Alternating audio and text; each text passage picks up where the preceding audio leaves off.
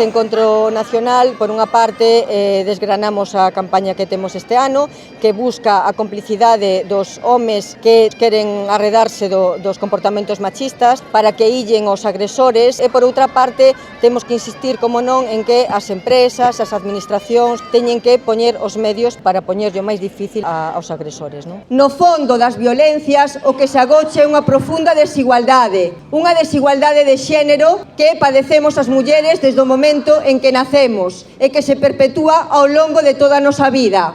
Unha desigualdade que nos leva a cobrar menos por facer un traballo de igual valor. Unha desigualdade que nos leva a abandonar o noso posto de traballo por coidar. Unha tremenda desigualdade que despois dunha vida de traballos nos leva a ser máis pobres tamén na vellez, a que as nosas pensións se vexan mermadas, se vexan recortadas. Vemos que nin todas as empresas contan con protocolos de acoso, aínda cando están obrigadas por lei, nin aínda cando contan con eles están dispostas a poñelos en funcionamento. Nos últimos anos, por parte das administracións, vemos como se están relaxando as políticas de xénero. A Xunta de Galiza decidiu liquidar a Secretaría de Igualdade de Xénero. Estamos comprometidas coa erradicación de todas as formas de violencia, por pequenas que parezan. Grazas, compañeiras, pola vosa asistencia e seguimos na rúa. Coaciga na rúa! A loita continúa! Coaciga na rúa!